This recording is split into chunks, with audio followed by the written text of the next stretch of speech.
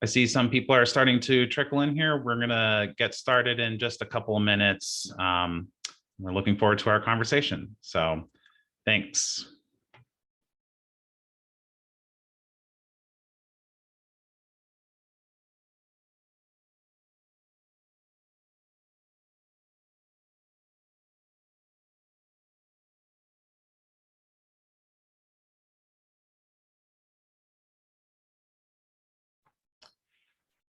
All right, well, I have the top of the hour, so let's go ahead and get started. This is the strategic priorities for the defense community on energy resilience and opportunities for state regulatory partnership webinar. We are very excited to have a great panel here, primarily representing different groups across the armed services and Edison Electric Institute. Meredith Pringle, who is the director at Converge Strategies, is our moderator today. This is the second webinar in a series that we've done on these types of defense energy community partnerships. We have held a webinar on this topic last month featuring speakers from the state of Hawaii talking about collaborative partnerships between the defense community, the electric co-op there, and state commission. So we're excited to have another follow-up conversation looking at the strategic priorities of the defense community. And I will turn things over to our moderator, Meredith. Meredith, please go ahead. Yeah, thanks, Will. Appreciate the introduction. So yes, my name is Meredith Pringle. I am a director at Converge Strategies. We are a consulting firm that works at the intersection of energy resilience, national security, and clean energy. We've had the opportunity to work with NARUC over the past year or so on a lot of really interesting topics, this being one of them, the opportunities for defense and community collaboration. There was a really fun to write report, if you can imagine, that came out last October. Highly recommend you check it out. And that really focused on, we recognize that this is the opportunity for the DoD to work with their states and their utilities to address resilience and national security issues around the country. So I'm so excited to have this panel here today. I've had an opportunity to work with these women before, and these are really experts in the DoD energy resilience space.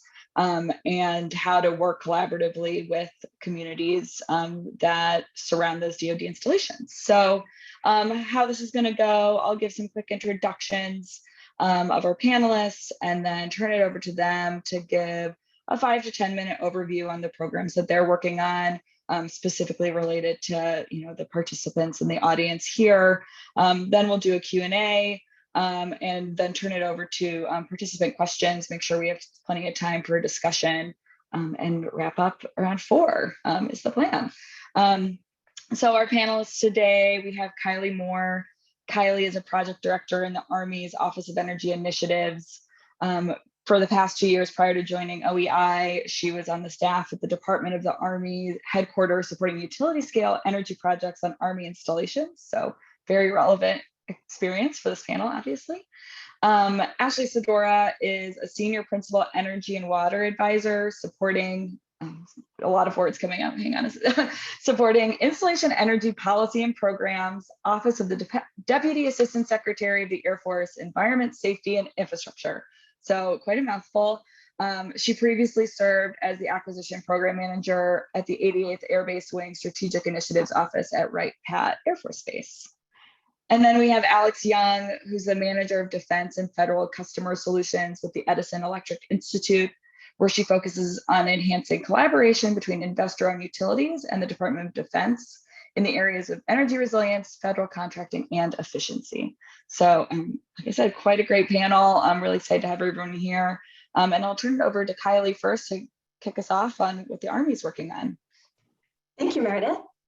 All right, so for those of you who don't know, I work for the Office of Energy Initiatives, OEI, and that office serves as the U.S. Army Central Program Management Office for development, implementation, and oversight of privately financed large-scale energy projects focused on achieving resilience on Army installations. So what does that mean? Basically means that we have the funding, the capabilities, and the relationships to get the projects the yeses that they need to go from concept to construction. So what we are working with, though, is we have the Army Climate Strategy that was just published. It is the Army's roadmap to the net zero emissions by 2050. So our needs combine renewable and resilience. And so our ideal project is going to incorporate both, or to support both resiliency and the renewable aspect of our projection forward. Some of the highlights of our goals from the most recent executive orders. We're looking at 100% carbon pollution, CFE by 2030 for federal facilities. We're looking at installing a microgrid on every installation by 2035. We're looking at 50% reduction in greenhouse gas emissions from all Army buildings by 2032 from the 2005 baseline. We're looking at a net zero greenhouse gas emissions from Army installations by 2045. We're looking to field all electric light duty non-tactical vehicle fleet by 2027, 100% zero emission vehicle acquisitions by 2035, and a net zero emissions from federal procurement by 2050. So these are some very aggressive goals, and we can only get there in collaboration with our communities. There's only so much that we can do on our own, and this is why it's important for us to reach out in events like this to make sure that our priorities, our goals, and our projects are well known, so that we can look for these opportunities to overlap, so that we can combine our workforce, combine our goals, and project that forward. So we also acknowledge that we share very similar threats and vulnerabilities with our communities. Army installations are part of the community, and as the community is stronger, so is the installation, and vice versa. There's a partnership that Army installations recognize as they contribute to the strength and the security of the community that surrounds them. Just like society, the military is increasingly dependent on electricity. If you guys can remember, I actually was just talking about how I live in a 100-year-old house. If the electrical system in this house had not been rewired, do you know what was in here like 100 years ago? There was no way it could support the lifestyle that we live today. I would not be able to have the dryer that I have right now. So it's important that we recognize that the dependency on electricity is changing and has changed since a lot of these installations were built, and a lot of the infrastructure was put into place.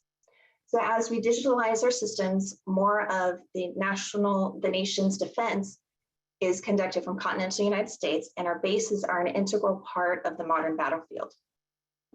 The threats are constantly evolving. It involves weather, cyber, and physical attacks. In the past 2 years since I've been in OEI, I've actually seen firsthand some of the downtime that our installations have faced just due to changing weather patterns, something that they haven't experienced in the past. So the vulnerability of our installations is changing as well. So resilient installations rely on the community to work, and resilience is not just equipment, it needs the people and procedures to work. Those are the people that live in our communities. Again, we are looking for this partnership. So current systems were not built for the current environment. Modernization is needed. I think we've said that a couple ways now. And modernization of the grid of the Army creates opportunities to collaborate, which is, again, why we're here. So one of the areas that we're looking at is absolutely essential are microgrids. This allows the power distribution to reach where it needs to. It allows us to prioritize. If we have limited resources and we need to keep the mission going, we need to prioritize where that power is delivered. It's one of the main reasons why microgrids are essential. It gives us the opportunity to control a limited resource so that we can do what we need to do to keep the installation and the mission going. So talking to utilities, we've realized the need to share information. We may have kept to ourselves in the past. We may not have realized that if we had shared more information, more opportunities would have become available. And so sharing that information has uncovered opportunities to work together. Again, another reason why that we're here. So we have been members for several years now. That's been a very important vehicle for us to share a lot of the needs and the innovative concepts. We still need to improve our information sharing. with the regulatory community. We also recognize, this is important, that resilience doesn't come at the lowest cost.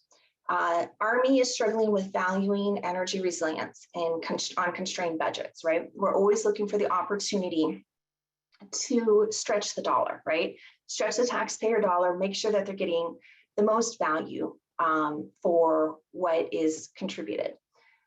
So we often ask our Army commanders, how much would you pay for electricity when you don't have any, right? When the lights are out and you really have to get something done, how much is it worth to you then? It's also a great way of recognizing that the importance of pre-planning. If you can do a minimal investment now, and necessary but minimal, how much functions can you maintain in a power outage, especially a widespread power outage? So working within the regulatory system to find mechanisms to value resistance is vital. Collaboration will mitigate the costs for society as a whole. So regulators should anticipate utilities to file innovative business models for clean energy and resilience with large customers like us.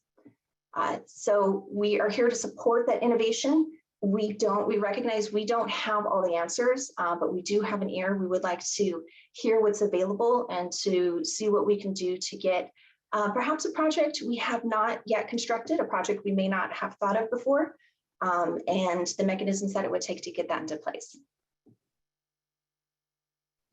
Great, thanks, Kylie. Yeah, thanks so much for that update. It's nice to hear all the very ambitious goals for sure.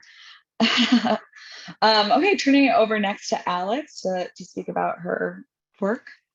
Yeah, sure. Thanks for having me. I really want to build on Kylie's remarks regarding information sharing between the Department of Defense and electric companies.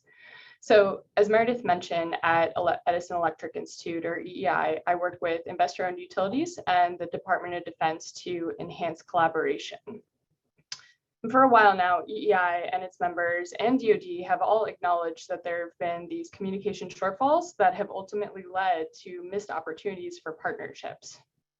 And more specifically, that we've had years of in parallel energy resilience planning efforts and missed out on opportunities to really align our goals and our activities.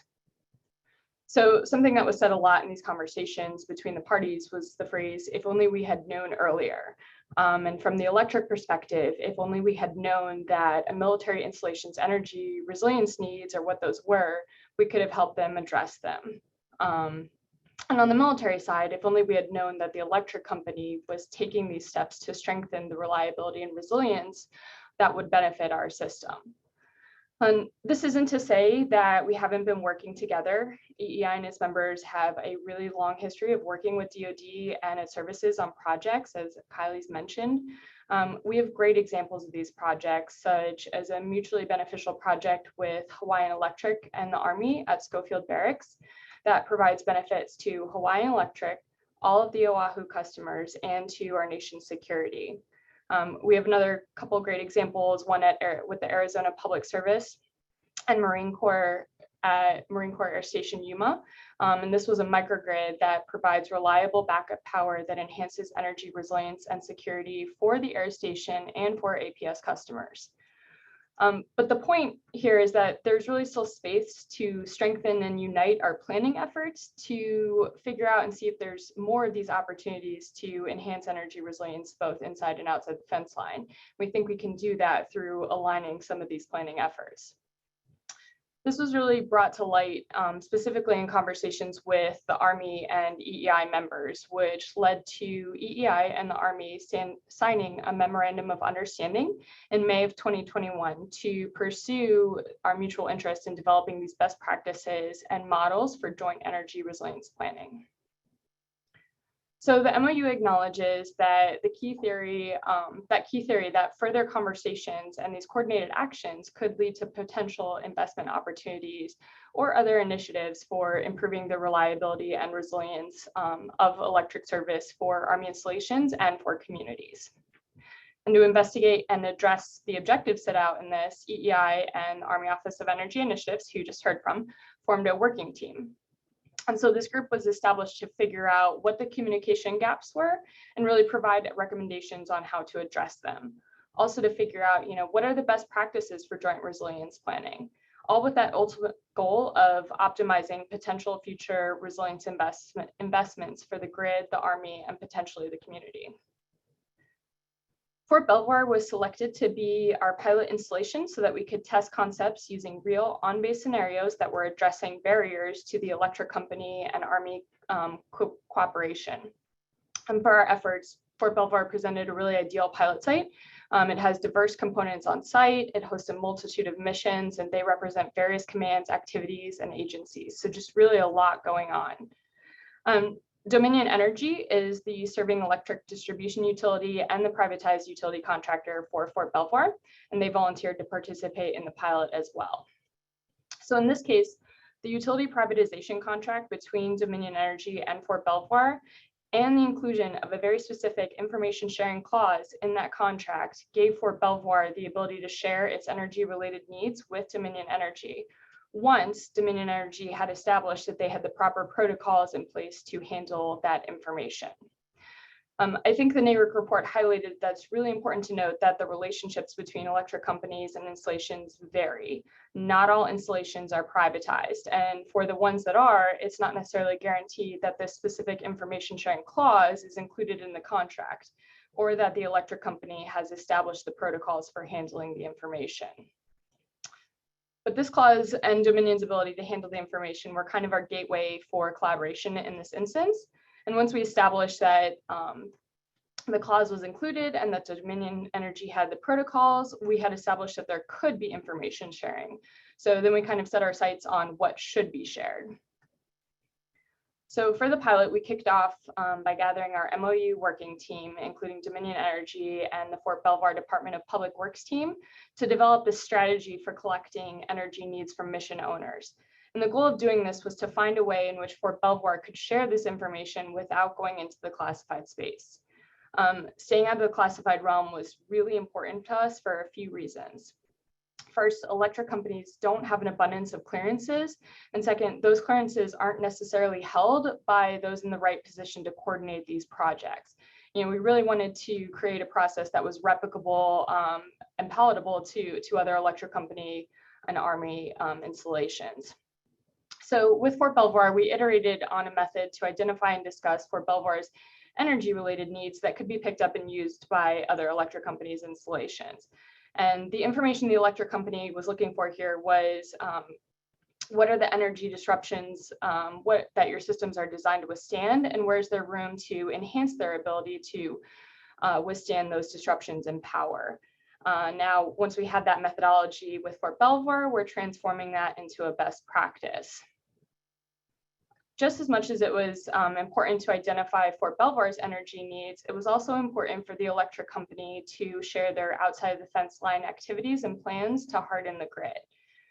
So similar to what we did with the mission owner line of questions on energy needs, we developed a line of questions that an electric company could answer to provide the installation a better understanding of their service. We broke this down into two sections. The first was a serving utility set of questions, and the second was a system owner set of questions, since the serving utility and the system owner are not always the same. So these really cover some general information on the transmission system and substations feeding the installation and the planned activities related to those. And in order for Dominion Energy to provide the answers to these questions, they internally had to establish that they were able to share this information, which they did. They confirmed they were able to share information specific to their service at Fort Belvoir. And once they did this, we conducted a tabletop exercise to share the results and collaborate on mitigations that could enhance energy resilience. So to wrap up, I'm sure what some of you have been waiting for, what came out of this exercise? First, we discovered potential opportunities. We're in the stage of building out concepts and assessing feasibility for projects identified for both the regulated system, serving Fort Belvoir, and the installation's unregulated privatized system that's owned by Dominion Energy. And we're also thinking about how these potential projects could be of benefit to the community. Second, we're finalizing best practices specific to a relationship founded through a utility privatization contract between the installation and electric company. But we recognize that these practices might not be relevant when there are other federal contracting vehicles being used. So we do plan to explore their applicability with other setups and identify gaps and fill gaps where necessary, which will ultimately lead us to the goal of building this roadmap that Army and electric companies can use for replicable communication paths, and wherever possible, seeing if there can be benefits to the community. Back to you, Meredith. Yeah, that was great. And you covered a lot of the questions I was going to ask you, so that's good. But I'm sure we have, I know we've got some already coming in the chat, but we'll save those for the end. And Ashley, over to you from the Air Force's perspective. Yeah, so thanks, Meredith, and hello, and thank you for having me today to speak on this esteemed panel. So like Meredith said, I work and support the secretariat level of facilities and energy water programs. And before that, I was at Wright-Patterson, and before that, I was at the Office of Energy Assurance. So resilience has been a part of my life for several years, and I've probably talked to some of you who have joined today. But as you know, resilience is a key focal point for the Department of the Air Force, and it has been for several years. The Air Force takes a very mission-centric approach to resilience, which includes ensuring analyses can better identify interdependencies, which we'll talk about later, impacting mission success that may have otherwise been overlooked, and recognizes that additional vulnerabilities and adaptive capacities come with a geographical dispersion of missions, mission owners, installation personnel, and some instances, the community must collaboratively engage in assurance planning and execution. So I wanted to talk a little bit about the Air Force's installation energy strategic plan, which has 3 goals. One is the identification of enabling system vulnerabilities, which means taking a holistic approach to determine both where these mission vulnerabilities exist, as well as assessing the scope of their impact on a mission, which is essential for any future resilience actions, including those that occur on and off the base. For example, the Air Force has real-world testing of installation resilience by conducting energy resilience exercises. So you've probably heard about these, and sometimes we have the community participate in these exercises. These are also called pull the plug exercises, and they've been done at multiple installations. Goal number 2 is improve resilience planning, which, I mean, community is going to definitely be involved in this. The Air Force developed a plan that accounts for enabling system vulnerabilities and connecting it to the identified gaps directly associated with mission impacts. So you're probably aware of the installation energy plans that are being rolled out at multiple installations across the DoD. I know that the Army uses a different term, but the Air Force calls it installation energy plans for both priority installations and large energy consumers within the Air Force to establish a common planning baseline. So that's where the Air Force kind of goes in and looks at not only mitigating installation enabling system vulnerabilities, but also to recognize how those vulnerabilities can cascade through the mission and can also impact outside defense line or inside defense line. Goal number 3. And can everybody still hear me? Because I have latency issues. No, yeah, Ashley, you're okay, great. Okay, great. Goal number 3. So ensuring resilience results. And this is where the Air Force pretty much looks at what they've done and then assesses what has been done and is it working. So the Air Force believes in the importance to link planning, project implementation, and monitoring and verification to complete that process of considering mission resilience from vulnerability identification through all the way through execution. I also wanted to touch upon, of course, the Air Force's 5 Rs. So the Air Force also looks at energy resilience holistically through the qualities of robustness, resourcefulness, redundancy, response, and recovery. And to me, honestly, I believe that response and recovery also includes, and resourcefulness includes interaction with the community, the surrounding community. It's important that Air Force continue to talk with their surrounding defense community in order to identify how they can help and how we can also help them. More broadly, the Air Force looks at the scope of installation resilience through obviously energy, cyber infrastructure, and response capabilities. In terms of climate and decarbonization priorities and goals, so what I've found is that the Air Force is also working on their climate action plan. I know that the Army is done with theirs, but we are definitely tracking the Air Force completion date to be in the summer for this plan. The Air Force is working to be climate responsive and codifying that as one of 4 project qualities. 1 being the mission requirement. How does it address the mission requirement? 2, bolsters resilience. And 3 and 4 would be water inclusive and climate responsive. So to that end, the Air Force is piloting projects to support the executive order's ambitious decarbonization goals and electrification goals with the microreactor, the nuclear microreactor pilot at Eielson Air Force Base, as well as also implementing the electric vehicle fleet pilot currently ongoing at Joint Base Andrews. And I honestly think that there will be multiple opportunities for establishing a regional approach to climate considerations. Assessing those climate risks on infrastructure beyond the fence line is going to allow the Air Force to improve decision making within the fence line and providing those shared opportunities to leverage data, garner support and resources is definitely going to help everybody. So back to you, Meredith. Yeah, thanks, Ashley. And there was a question here about a modular reactor, which you touched on, but we can circle back to that later.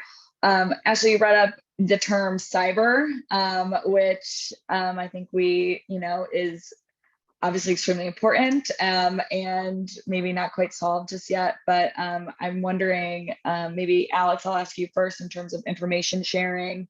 I'm sure part of that has to do with cybersecurity. How is that being handled through your, both the utilities, I'm sure wanting to keep their information secure, and then maybe Kyle, you can chime in afterwards in terms of Army approach to cybersecurity on their information control systems. Sorry, I didn't catch. Was that to me first? Yeah, you first. Okay. If you want to see if it's come up, let me know if it's come up in your MOU, and then we can turn it over to Kylie. With regards to cybersecurity and the MOU, setting a replicable pathway for not only cybersecurity, but also for that information sharing and data is just something that we have to accept that it is going to evolve and change over time. Those data requirements, the cybersecurity requirements, that field is evolving quickly, and we've just had to accept that we're going to have to keep up and stay in tune to what's happening so we can keep in step with those.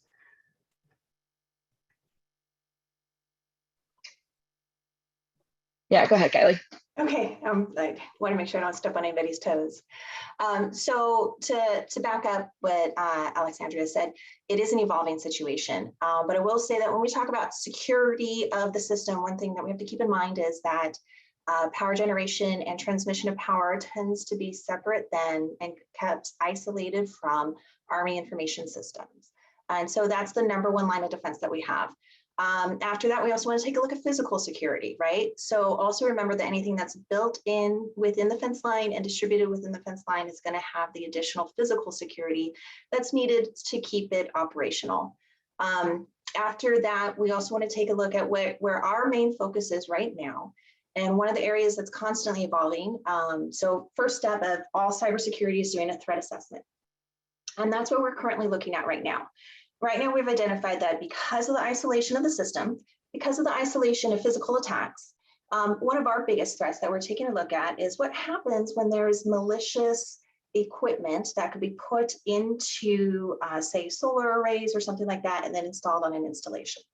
So right now we're in the current aspects of doing a threat assessment with that, trying to understand what's the best way, what are our vulnerabilities, and how do we best protect the installation against malicious equipment that could be installed. So again, cybersecurity is constantly evolving depending on what our evolving threat assessment says. And we have reached back to a lot of the labs that help us with this. But ultimately, when it comes down to it, a lot of our focus is on the equipment that's being installed on the installation and what threats does that introduce to the installation, to the mission itself. Yeah, it's evolving. Absolutely. That sounds great. Thank you both. Ashley, do you sorry, come off mute. You want to chime in? Yeah. And I think the Air Force is kind of along the lines of what the Army's doing. But additionally, the Air Force just issued, like this past week, a guidance memorandum that establishes the cybersecurity policy for civil engineer-owned control systems and the systems associated to those systems and their components, the devices, the networks, all of the applications, the data. It details the operational characteristics of control systems, also implements the policy for securing and mitigating the cybersecurity of those control systems, and then outlines the roles and responsibilities for, you've probably heard about it, the risk management framework for Air Force. So it applies to the contractor, external personnel under a contract for the DoD who develop, acquire, and deliver, operate, manage the control system. So it's a huge step in the right direction. It gives, you know, that clarity and transparency of what the Air Force is looking for in terms of cyber and the requirements therein. That's great. Yeah, I did not know that came out. I'll have to look for it. And actually, I actually had a question for you, since you mentioned the installation energy plans and your existing planning process. You know, how can the community or utility partners, you know, be involved with that process, if at all, or if there's ways for projects to be incorporated after the fact that consider the surrounding communities as part of that process?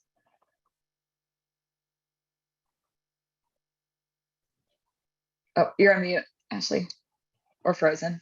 Sorry, I couldn't hear you. You broke up. Oh, okay. That's okay. That's okay. I just asked, you know, you mentioned your IEP process and was wondering how regional projects could be considered into that, or really just how utility and the state and community can be involved in that process, or learn what comes out of an IEP to be supportive of the base. Sure. Yeah. So yes, obviously, if you're engaged at the installation already, the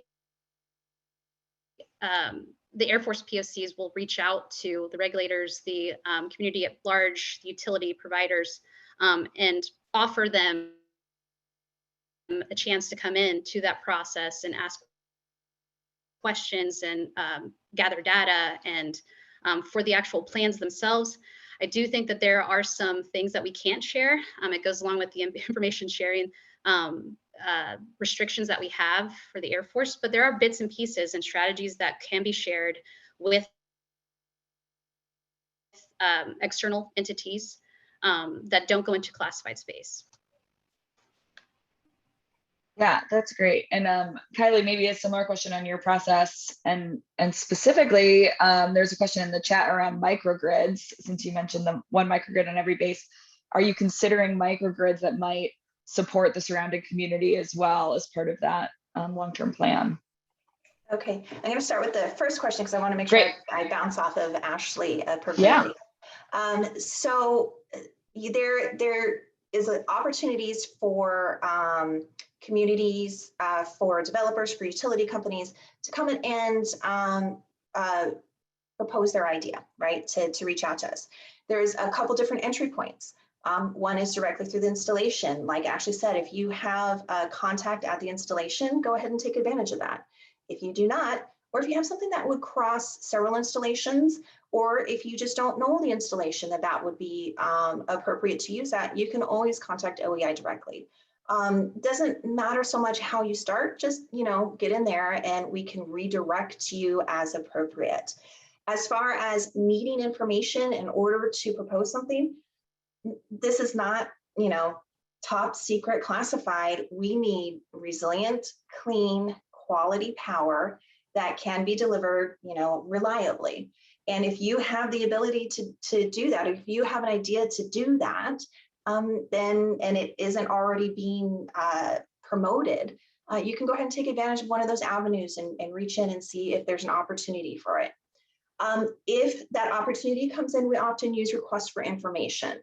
So keep an eye out for requests for information that the Army may release. If we think, hey, we think there's an opportunity for something over here, we'll often release that information and ask, developers, ask utility companies, ask the community, it's a publicly released, request to go ahead and submit officially what their ideas are. Based off of that, we can start the foundation and start pulling together a project if we see that it would be a viable proposal for us to go forward with. So if I've answered that, I'll go on to the microgrid question. I'm sorry, what was the microgrid question exactly? Extending off the fence line? Yeah, well, it was just as you consider these long-term plans with your microgrid, are a larger microgrid that supports the community being included in those conversations and discussions? So our microgrids are primarily to support our critical infrastructure. Most of our critical infrastructure is within the fence line. So we just have this priority. Right now, our immediate goals is to make sure that the Army can continue its mission. If the mission lies off of the installation, then of course we will incorporate that into our planning. A couple of stages down the line, after we get this worked out, we can absolutely take a look and see how do we make our community stronger? How do we make our support stronger? But there's a higher echelon of priorities that we have. And right now it's getting those critical facilities onto the microgrid so that they can get the power when there's only, 3 megawatts to be distributed, and that needs to go to a critical infrastructure to keep our mission going. Then we need a microgrid that's going to be able to do that. So that could be something in the future. But again, it all has to do with keeping the mission healthy, keeping the mission going. I'm happy to jump in on a quick microgrid example. Yeah. I think at Tyndall Air Force Base with Florida Power and Light, we have a great example. There's a solar microgrid system that is able to provide power from the microgrid during normal grid operations to support Florida Power and Light's regular retail customers, including Tyndall Air Force Base. So that's just one example that came to mind there.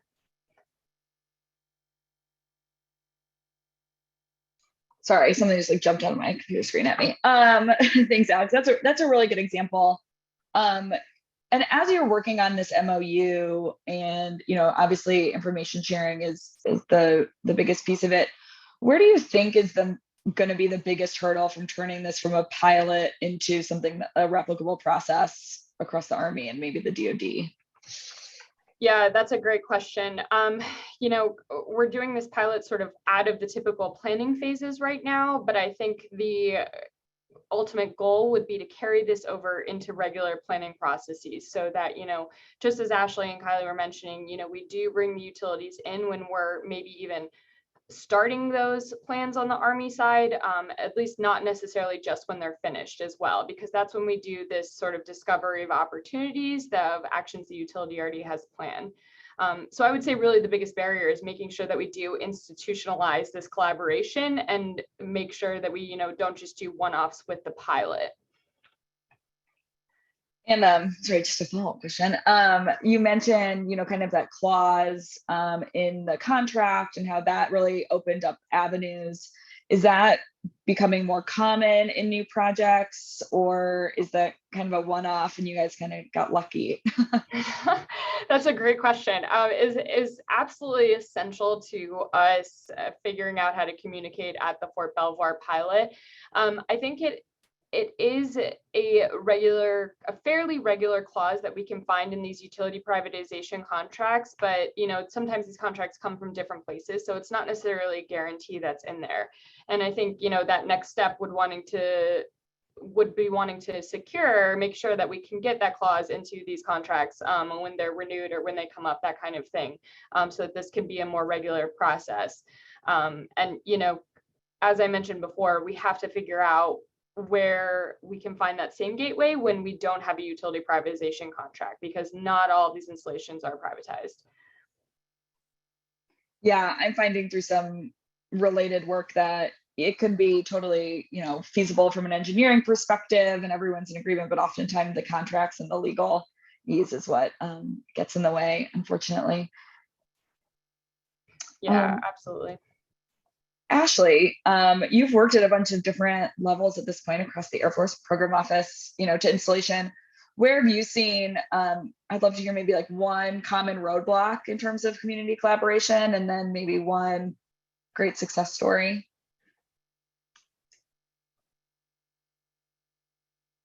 Sorry, as it's catching up with you. I can see it. Yeah.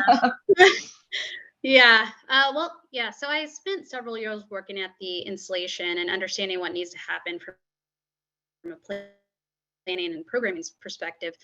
But prior to that, I worked at an office that was established to leverage strategic partnerships with communities and developers, state and local governments, and private industry. So in addition to that, it felt similar to the work at OEA, Office of Energy Assurance, where the focus was to provide that central location, a storefront, utilizing data to aggregate mission, economic, financial analysis, and then developing, holistic approaches to address the mission requirement.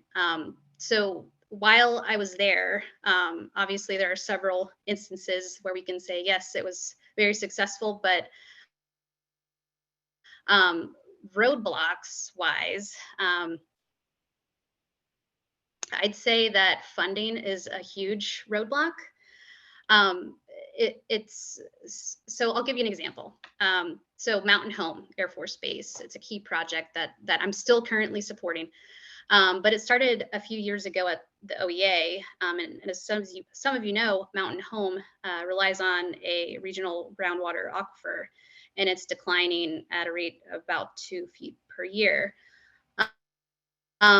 So in a way to protect Mountain Home mission and also the economic benefit within the state, their Water Resources Board proposed to construct a pipeline and a pump station to provide surface water from the Snake River to Mountain Home. So in turn, we started to program a project that was included in the Energy Resilience and Conservation Program, which is a subset of MILCON, with the intent to actually construct a water treatment plant to accept that water from the Snake River. So the intent of the project right now is pretty much to have the state construct the pipeline pump station and then gift the assets over to the Air Force for long-term operations and maintenance of those assets. So this is a pretty good example, but tell you the truth, the common barriers within this project are true to a lot of other projects that I've worked. So one, it's been hard work and dedication trying to make sure that the partnership stays afloat. But for the barriers, you definitely have to align funding. So if there's funding and if there is funding, you have to align the execution timeline with the partner.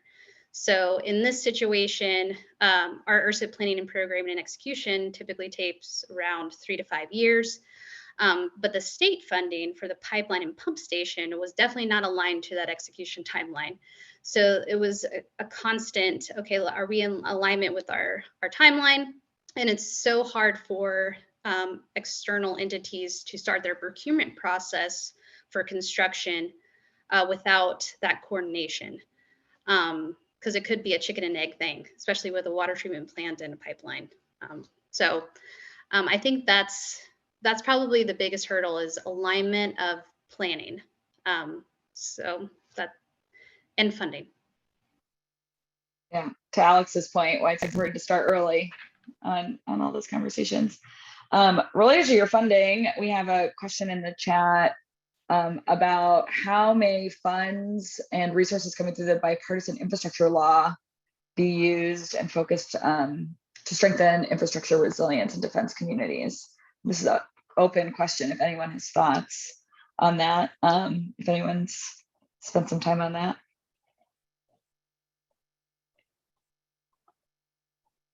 Well, maybe something to follow up on. Ashley, yeah?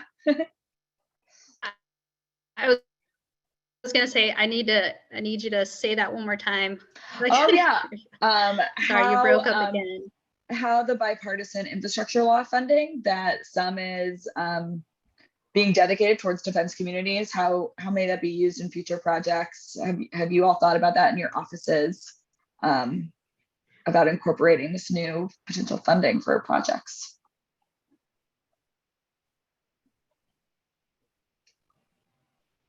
Yeah, I'd have to get back to whoever asked that question, because right now we go ahead. I'm sorry, I'm going to jump into, I'm going to say we, take advantage of quite a few different opportunities of funding, right? Especially as, executive orders pass, bills pass. So that might be in there. But I can tell you, if it's available, we will absolutely take advantage of it. At this point, we don't have any plans specifically for that line of funding. But like I said, if it's available, we're going to use it. Yeah, and my understanding, and this is something maybe that the NARUC team can think about, is that some of that funding may be going directly to the state energy offices and the utilities. So maybe a little bit of collaboration from that side in. So something to look forward to. Alex, I'm interested. You're coming from your members have a different experience. Come from the other side of the negotiating and the conversation table. Have you had any great partnerships that you've seen? Kind of what is your favorite partnership or collaboration opportunity that's come out of your time working in this area? Yeah, I think I mentioned the Arizona Public Service project a little bit earlier, something that provides benefit to all of APS's customers. But also we have a really great example with Hawaiian Electric Company in partnership with local government and state regulators for a grid resilience project at Schofield Barracks. Maybe some of you have heard about this project. It's really one of our showcase ones. This project was really a win-win that provided benefits to Hawaiian Electric, all Oahu customers, and nation security, as I mentioned earlier. And we have these projects, and there are some really great examples that I think I've mentioned quite a few now, but I would say Fort Belvoir is coming up to be one of my favorites. I'm not going to pick a favorite here. I talked a lot earlier about Fort Belvoir and Dominion Energy's collaboration, and there's real potential there for projects that could benefit the community as well. And that potential is recognized because the group has put in the work to figure out how to appropriately share information both ways. That I said, we want to leverage into this roadmap, and it's going to be an evolving roadmap because requirements change, but that others can use to create more of these instances. Yeah, and I'd like to ask this question to all panelists, but when we're starting these engagements, and Kylie, you mentioned a bunch of ways for folks to start engaging with the base, but what do you think is the first step or the first question to ask if you've got a state energy office official on the phone or a utility representative and they're like, I want to partner with the military base in my community? What is the first step they can take? What is that first question that they can ask? So the first question they can, oh, I'm sorry. Was I? So the first question, the first question they can ask is, do they have a viable project? But the very first thing I would do is I would take a look at all requests for information that were released and see if any of those line up with the project that you're thinking of. Like, for example, there's a pretty large request for information out there for geothermal, right? And what we've essentially done is we've used all the tools we can to identify what we think are viable sites for geothermal. But what we've also done is thrown it out there and said, hey guys, this is your industry, right? So I cover everything from, which you mentioned, the bipartisan such and such bill and the funding, all the way down to who do I need to talk to get on, the ASA's calendar, right? And then I have to cover the technical requirements of a microgrid to all of this. So understand that I understand the basics, but this is your field. You are the expert, and we recognize that. So even though we've used all the tools we can and all the expertise we can, in the end, we're going to throw it out to industry, and we're going to sit there and say, hey guys, where can we do geothermal? So honestly, what the best thing you can do is, if you have an idea, take a look and see what the Army is asking, what the Air Force is asking, if you guys do the same thing. And based off of those questions, answer one of those questions. That's going to tell you where we're looking at, what's important to us. And that's going to give you a hint of where we're kicking up some dust.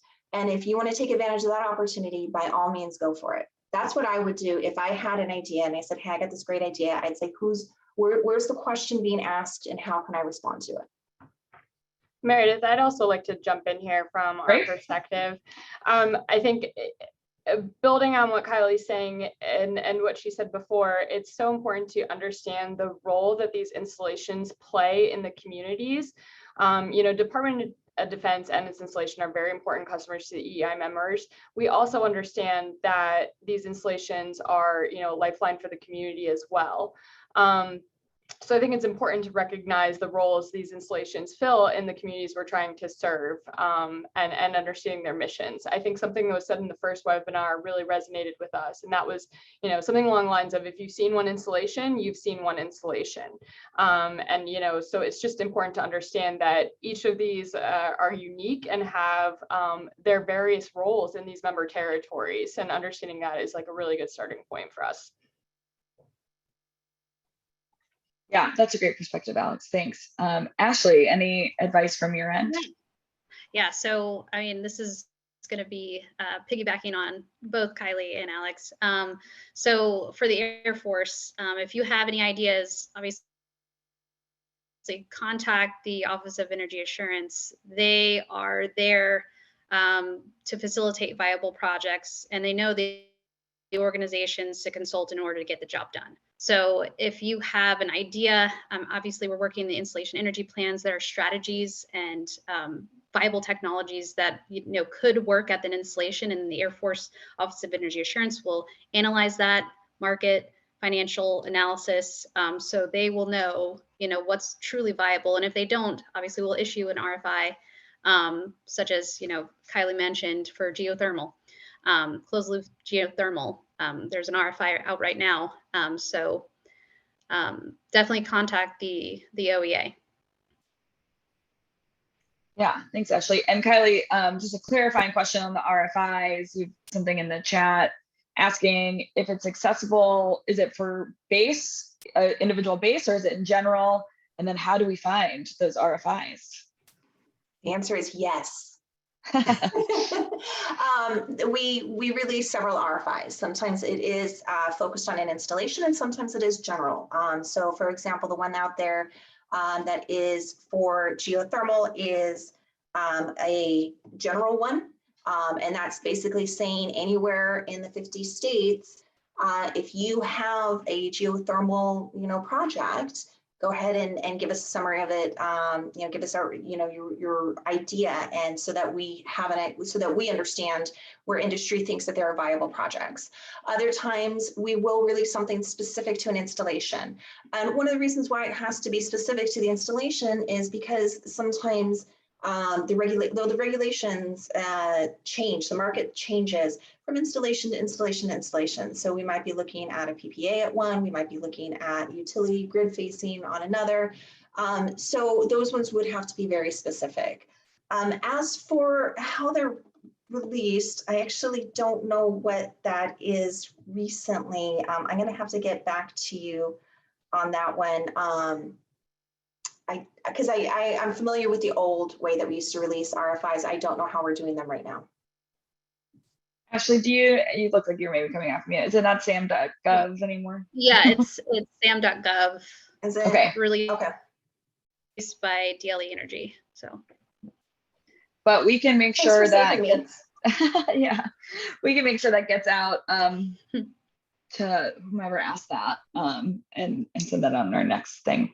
And if you couldn't tell, I'm sprinkling in some of the questions coming in through the Q&A. So if folks want to continue to put some in, we've got a couple more minutes.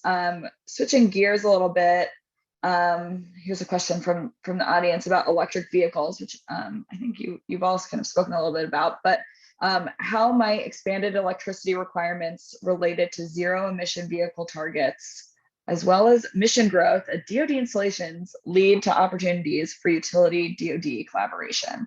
So that's quite a long question.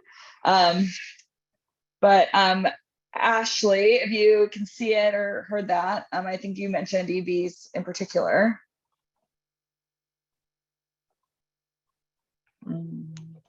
So I don't see it in the chat or the Q&A.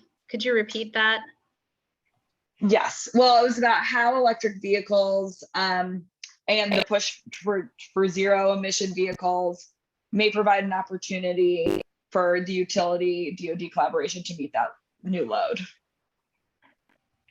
No. Yes. If not Kylie can answer. I know. So I can't. So you broke up again, but I can answer this. I know that the Air Force is looking at procurement strategies and methods of execution for electrical vehicle supply equipment and rolling that out, the electrical vehicle fleet. So there are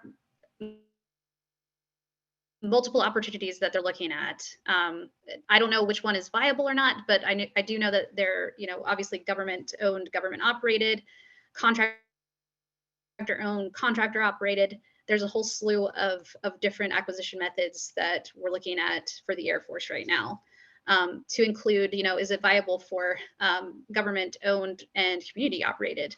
So those are some of the opportunities that we're really looking at. It's going to be different for every single installation, but where there's opportunities for a regional approach to EV rollout, I think we need to look heavily. I mean, I know that's probably going to be done in the future, but JBSA is one that could seriously be the, I guess, the focal point for looking at what's actually viable for a region and community involvement into that. So I hope that answers the question, because I didn't hear all of it. Okay. But I hope that answers.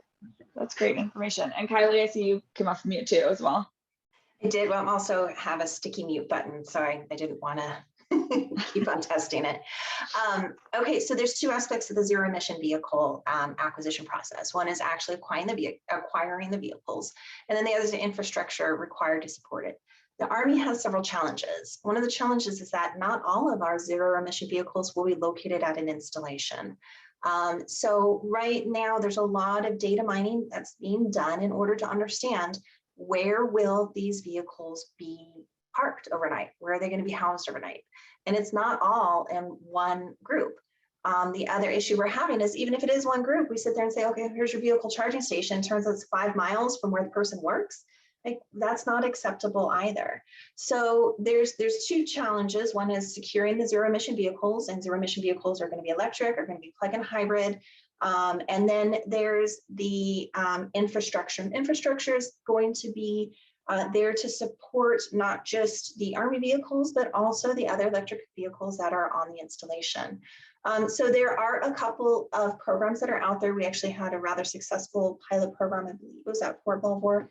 I would need to catch up on that particular initiative. But we do have a lot of opportunities available.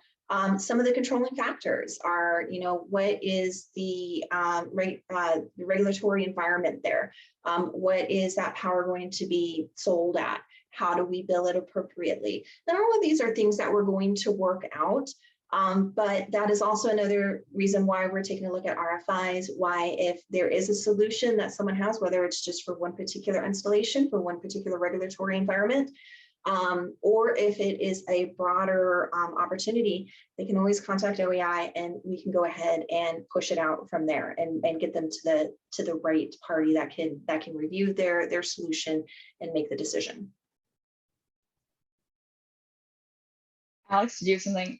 Yeah, and I just want to add to this, I think it's also really important for Department of Defense to work closely with the electric companies, so that the infrastructure being placed is in more opportunity areas of the grid. EVs will be a very important point of the grid. So it's very important that we do this in collaboration so that we're in tune with what the other's looking for and how that's going to affect the grid. Yeah, that's a great, Alex. Good clarification. I think this is could be our final question. So I know we've talked a lot about RFIs and like a big project idea coming through that way, or calling OEA or OEI. If someone listening to this call is just starting out on getting to know their defense community and the installation representatives, what are some easy steps, that they can take, or things that they could read to get, caught up on how to engage with the DoD installation? What can they take a step forward if they don't have a project idea yet, but just want to be supportive of the DoD community and their the DoD installation in their community? Who would like to go first? Alex, how about you?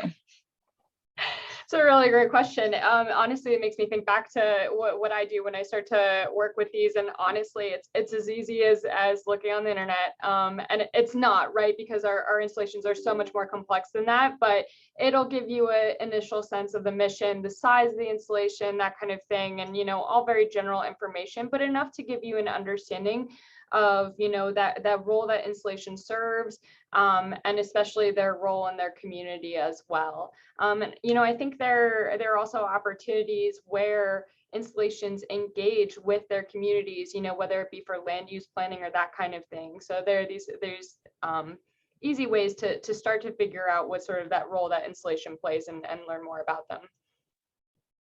Great. Kylie? Ashley came off mute. There you go. Oh, right. Oh, no, I was just going to piggyback. So Alex, you were right on the money. But for the Air Force, definitely contact your community planner. They're located at the Base Civil Engineer Squadron. And if not, obviously contact the Base Civil Engineer. And then, the Base Civil Engineer obviously can help coordinate any kind of collaboration between the installation commander or the wing commander with the community. And Kylie. That sticky mute button.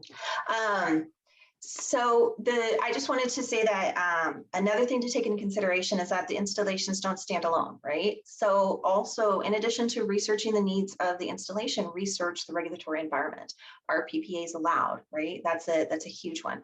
Does it have to be utility facing? What are the, if can you export electrons off of the installation? Like that seems like it's a really basic question, but sometimes the question is, or the answer is, under certain circumstances, right?